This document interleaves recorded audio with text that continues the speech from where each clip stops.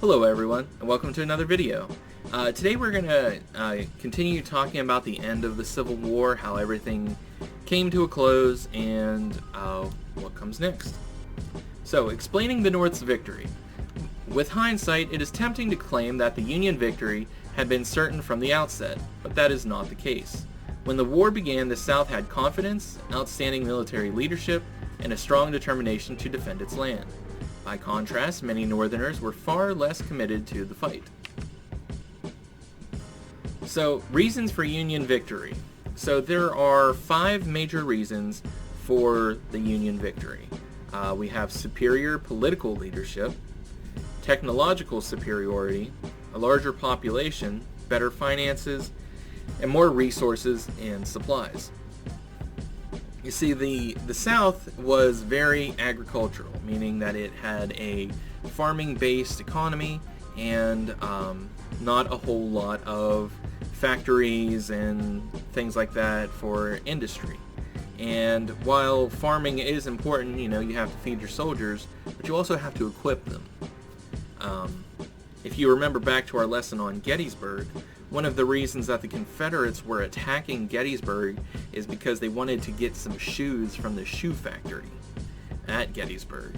So it kind of just goes to show the desperate situation that some of the Confederate soldiers were in, that they were attacking a city to get shoes. So that just kind of goes to show the short supplies that the South had, that they would go through all of that just to get some shoes. Historians generally acknowledge Lincoln as one of the finest U.S. presidents for his strong leadership during the Civil War. But as Northerners warmed to the conflict, they were able to marshal their greater technological prowess, larger population, and more abundant resources. Moreover, the Union was able to develop new advantages, particularly brilliant and fearless military leaders such as Grant and Sherman, who were willing to do everything it took to win the war. Meanwhile, the South used up its resources, unable to call upon fresh troops and supplies. The North also enjoyed the steady leadership of President Lincoln. At a time when opinion in the North was bitterly divided, he applied uncommon skill to the difficult task of keeping the nation together. Finally, Lincoln's decision to proclaim emancipation was a fateful step that changed the nature of the war. Lincoln's determination and the determination of thousands of African Americans in the North and South sustained Northern spirits, even as the war sapped Southern resolve. So, the push to outlaw slavery was actually one of the strengths of the North, because while a lot of people in the North didn't really care about the Southern states if they wanted to secede or not, they were opposed to slavery. So that was one of the things that was actually a boon to the North. The costs of war. The United States had never experienced a war like the Civil War. Some individual battles produced casualties greater than the United States had previously sustained in entire wars. When the war was over, more than 600,000 Americans were dead. Hundreds of thousands more were maimed. Let's go back to talking about Civil War medicine for just a minute. If you remember back to the lesson where I was talking about Civil War tools, the main surgeon tool was a bone saw, where if your arm got messed up, there was no way to save it. They were just going to cut it off, because if they didn't cut it off, it was going to get gangrenous and it was just going to get infected, and the infection was going to kill you. Whenever I'm going to talk about my tour at Gettysburg again, whenever I took the tour at Gettysburg, one of the stops on the tour was an old farmhouse that had been emergency shifted to a hospital. It was like a battlefield hospital. The battle was happening all around this farmhouse, and some people had ran into this farmhouse. There was nobody there currently, and there was nobody there during the battle, so the medics just kind of took it over and used it as like a makeshift hospital.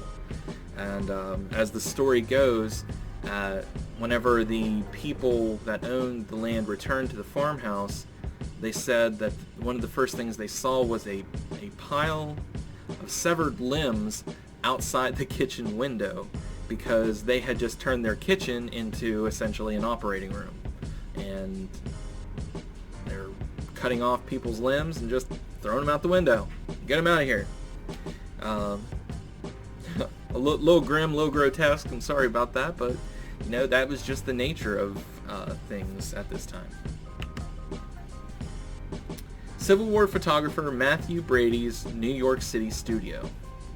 We're going to talk about that here in just a second.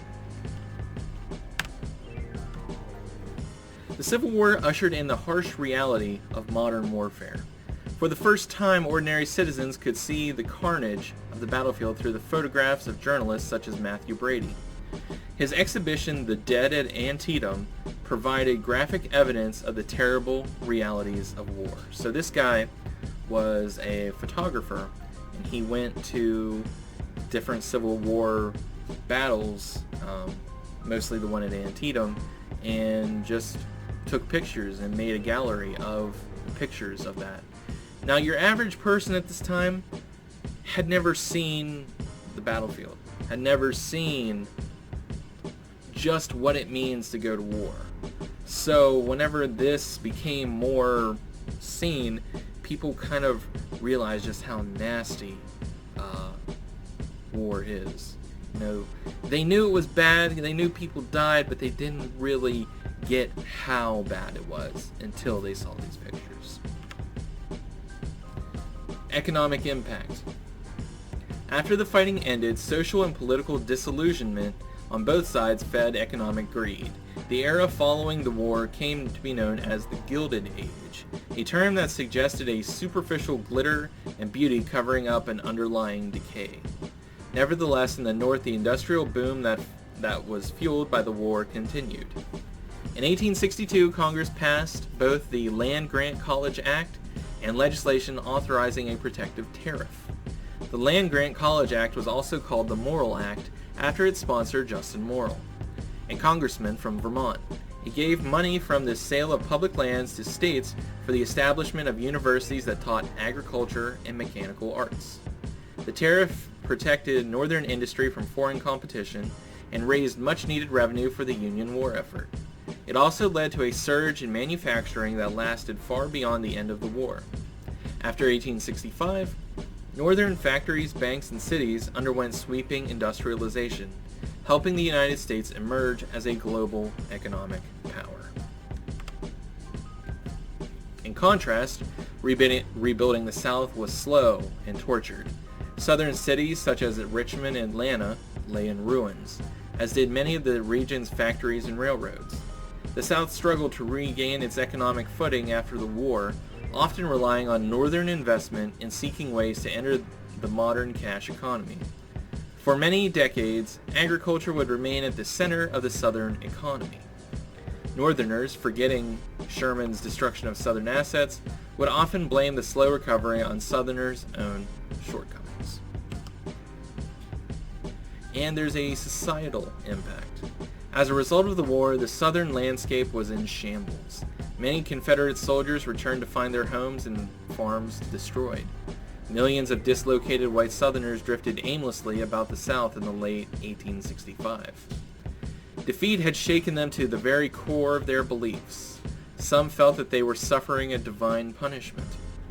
With one Southerner mourning, "Oh, our God, what sins we must have been guilty of that we should be so humiliated by thee now." Others, however, came to view the Civil War as a lost but noble cause. These white Southerners kept the memory of the struggle alive and believed that, eventually, the South would be redeemed. African Americans of the South were equally disoriented, but they also had a new sense of hope. Freedom promised them a new life with new opportunities, including a chance to own land and to control their own lives. Some headed west to take advantage of the Homestead Act. African American Southerners eagerly joined the migration that would mark American society for many years. However, as Reconstruction began, most African Americans in the South found that freedom was a promise not fully delivered. And the political impact. In many ways, the Civil War eased the history of disunity in American political life. While sectional differences remained strong, never again would such differences trigger threats of secession. Instead, over time, the economic, political, and social life of the nation's disparate regions would increasingly intertwine. Debates over states' rights did not end with the Civil War. Still, the war helped cement federal authority. The government had fought a war to assert that individual states did not have the power to break the national bond forged by the Constitution. Increasingly, the federal government would come to play a larger role in Americans' lives, and more Americans would see themselves as citizens, not just of a state, but of a united nation. Okay guys, that's going to be it for this video. If you have any questions, you know how to get a hold of me. I hope everybody's having a great day. I'll see you again real soon.